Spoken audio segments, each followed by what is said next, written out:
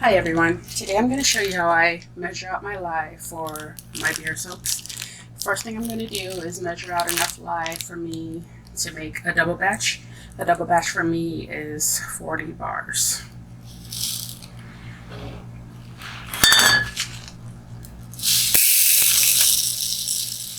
So I need 555 grams of sodium hydroxide.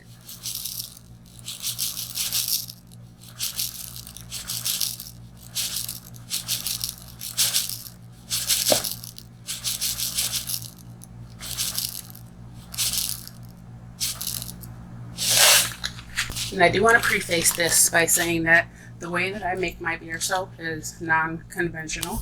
If you have not made beer soap before, do not do it this way. I would recommend boiling your beers and freezing them and then adding your lye.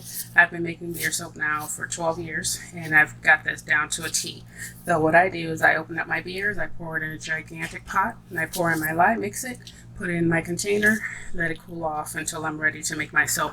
Sometimes I'll actually use the heat transfer method and I will make my lye and measure out my oils and then just make the soap. Let the lye actually melt the oils, and it takes about 5 minutes for my batter to actually reach trace, and then I pour. So there are a few methods, but I'm going to show you this one. Okay, so today I'm going to be making a Dogfish Head 90-minute IPA. And so for the amount of oils I need, I use 2 beers. I actually do a steep liquid discount. For a quarter batch, I use 1 full beer. Half batch, I use 2 beers. And for my full batch, I use 4 beers. So for a Dogfish Head, their beers usually come in a 4-pack. I use a whole full 4-pack for a full batch.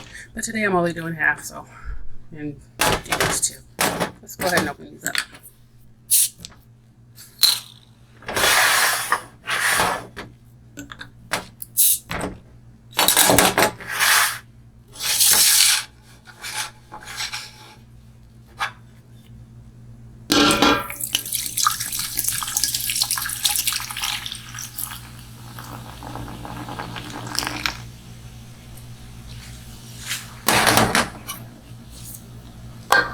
What I do is I tip my pot and I just pour all the lye in there at once.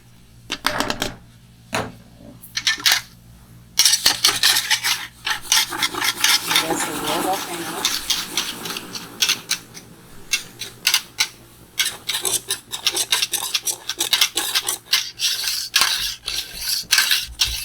And you want to make sure you do this in a well-ventilated area. Maybe have a fan running.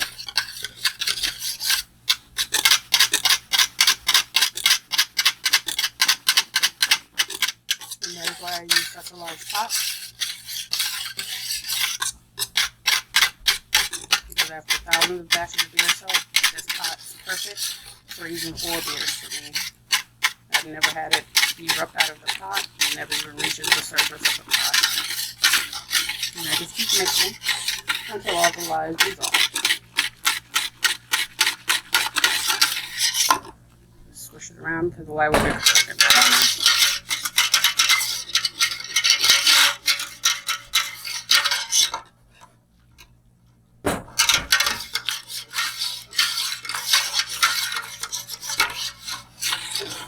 For the volume of beer soap that we make, we just cannot afford to boil beer and freeze it and wait for it to freeze and all that stuff. So I had to devise a plan to be able to make it fast and as often as I need it without having to wait for things to freeze.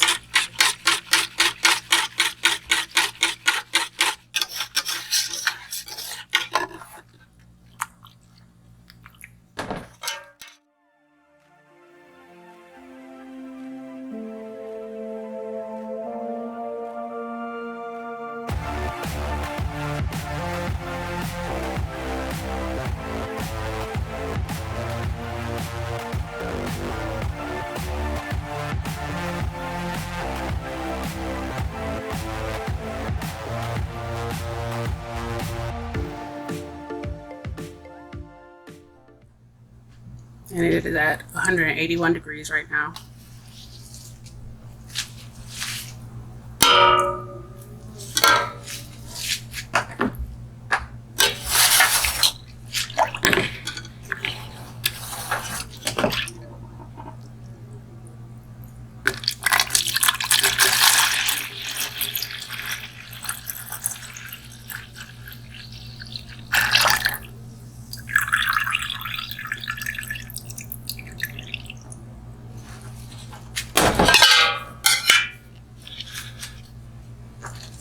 This will be set aside to cool off while I do other things. And we'll be back later as I make the soap.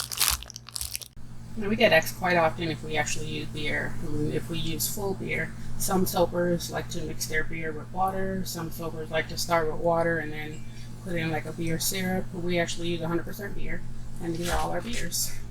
We have shelves of beers from different countries, different parts of the United States, and some over here. Some of the more pricier beers. I've got the Everclear for making clear soap. And zoom into some of these names. We've got all the Game of Thrones beers that are coming out very soon. So yeah, we do use 100% beer in our beer soaps, and I just wanted to give you a little glimpse of what our beer room looks like. So this is my beer making table. I created this table about 10 years ago because I used to use PVC pipes, and they were not convenient for making the round loaves of soap that I needed. Sometimes the soap would be so hard to get out of the tube that we'd end up slamming the PVC pipe on the ground out of frustration trying to get it out. So I designed this table, and my husband built it for me. Basically, we cut holes that these guys will fit, and I'll show you how I line these. I do have a video showing how I line these in my channel as well. So I use these liners from Uline, and they are very heat resistant, so I've never had one burst on me.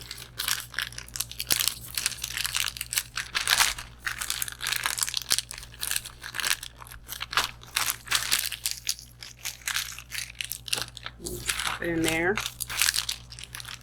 and 4 of these will make a full batch of 85 bars, and one makes 21 to 22 bars, sometimes 23, depending on how big the beers are. So some beers are 12 ounces, some have a little bit less, some have a little bit more, and that will factor how many bars you get. And then I put this on.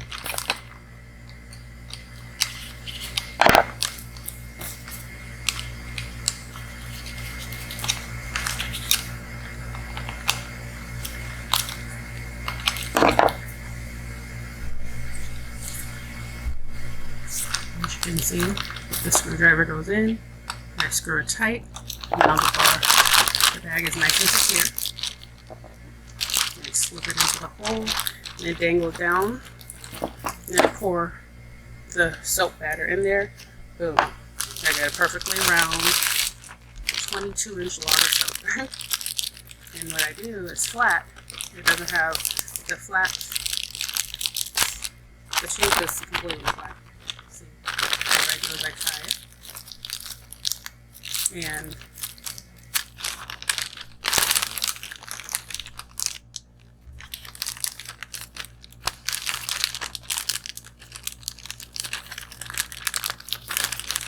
it has to be delivered between 4 and 5.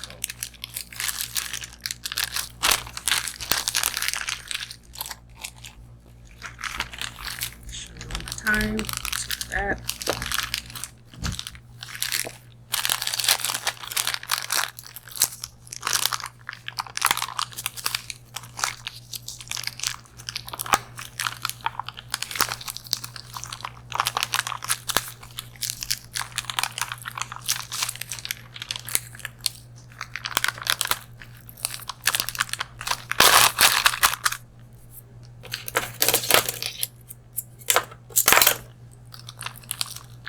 And these tubes, and these little closures and piping pieces have seen me through thousands of batches. Very durable. I've never had to replace anything.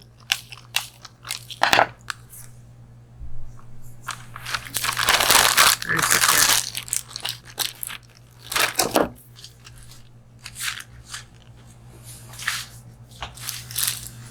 Okay, so we're back. It is the next day. I didn't get a chance to make soap last night. We're having some issues with our dog. She actually crossed the Rainbow Bridge.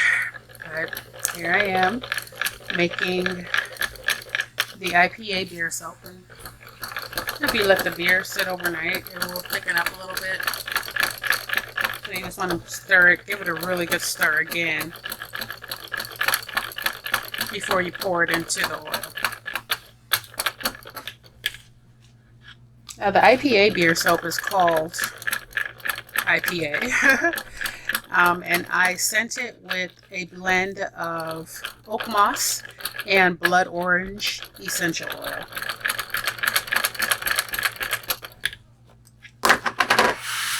And since this is a large batch and I don't have any containers that are really huge, I use this bucket to actually make my beer soaps whenever I have a large batch.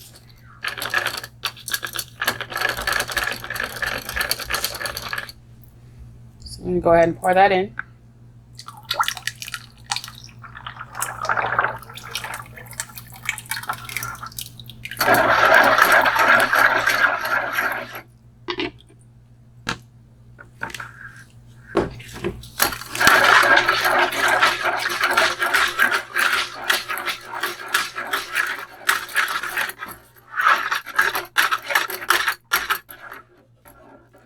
Add my essential oil blend.